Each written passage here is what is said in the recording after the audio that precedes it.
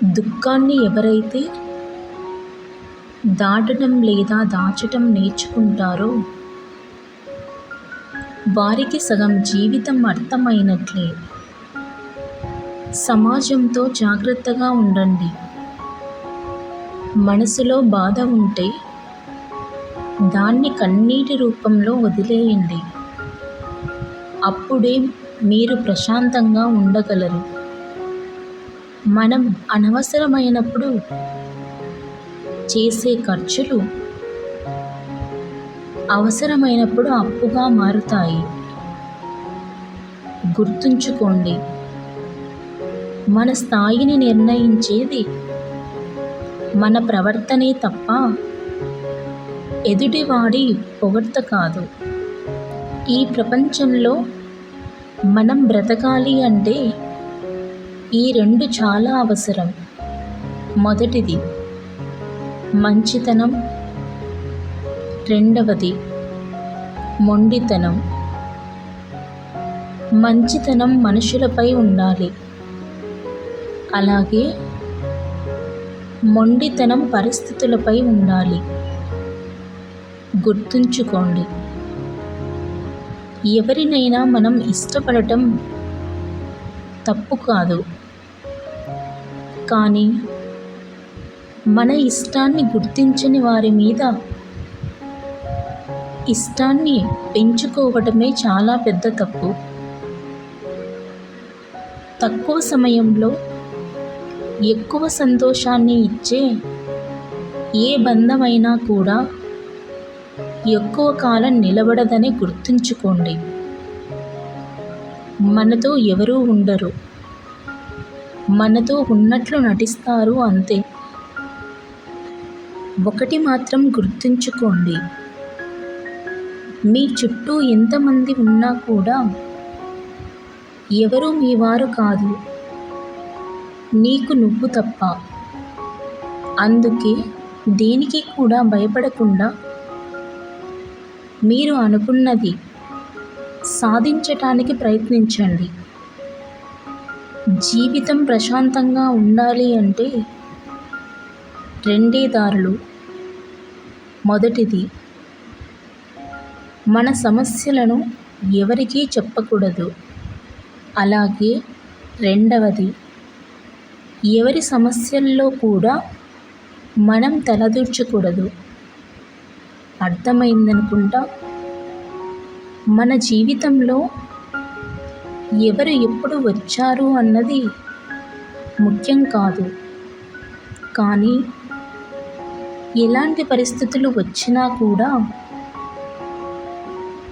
నీతో ఎవరు తోడు ఉన్నారు అనేది మాత్రం చాలా ముఖ్యం. గుర్తుంచుకోండి, ఎవరిని ఎంత నమ్మాలో అంతే నమ్మాలి. అలా అని ప్రతి ఒక్కరిని నమ్మితే మోసం యొక్క రుచి చూపించి జీవితంలో కోలుకోలేని దెబ్బతీస్తారు. జాగ్రత్తగా ఉండండి.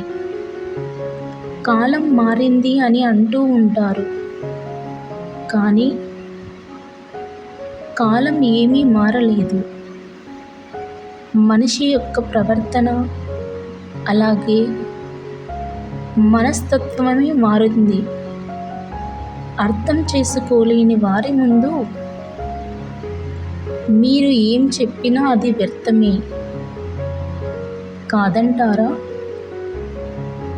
డబ్బు, స్వార్థం ఈ రెండు భావాలు ఉన్న మనుషులను గెలవాలి అంటే అది ప్రేమతోనే గెలవగలం. మీరే ఆలోచించండి. ఈ ప్రపంచంలో ఒకరు మరొకరితో మాట్లాడటానికి రెండే కారణాలు. ఒకటి అవసరం, రెండవది కాలక్షేపం. ప్రతి ఒక్కరూ కూడా వారి జీవితంలో ఒక బరువును ఖచ్చితంగా మోస్తూ ఉంటారు. ఆ బరువు పేరే జ్ఞాపకం. మిమ్మల్ని వదిలి వెళ్ళిపోయారని బాధపడకండి. మీ ప్రేమను పొందే అర్హత వాళ్లకు లేదు అని తెలుసుకోండి. వాళ్ళు నేర్పిన పాఠాలను గుర్తుపెట్టుకో. నేర్పిన వాళ్ళని మర్చిపో. అప్పుడే జీవితంలో ఉన్నత శిఖరాలకు చేరగలవు. గుర్తుపెట్టుకో, ఎవరైతే నేను చెయ్యగలను అనే నమ్మకం ఉంటుందో, ఎలా చెయ్యాలి అనే మార్గం దానికి అదంతట అదే కనిపిస్తుంది.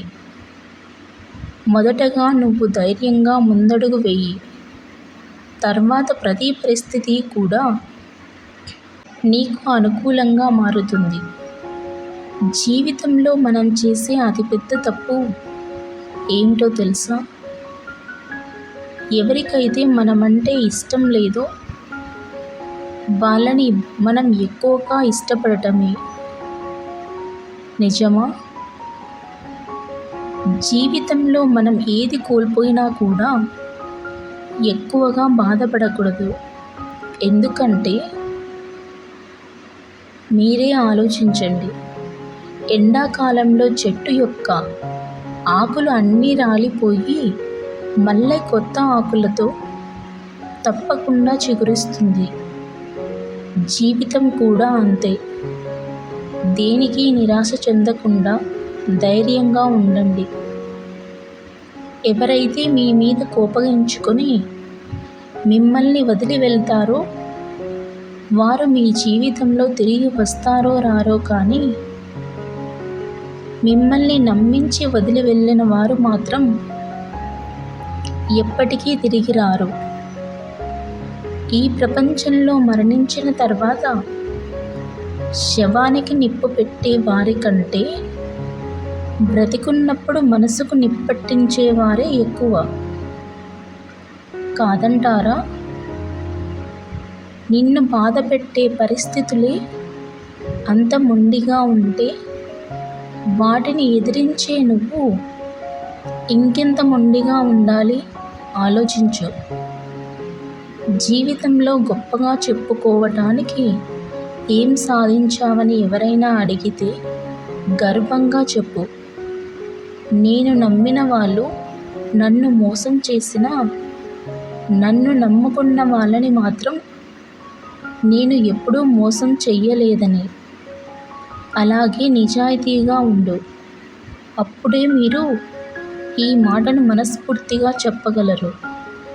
గుర్తుంచుకోండి, ఆత్మాభిమానం ఉన్నవాడు దేనినైనా భరిస్తాడేమో కానీ అవమానాన్ని ఏమాత్రం కూడా భరించలేడు.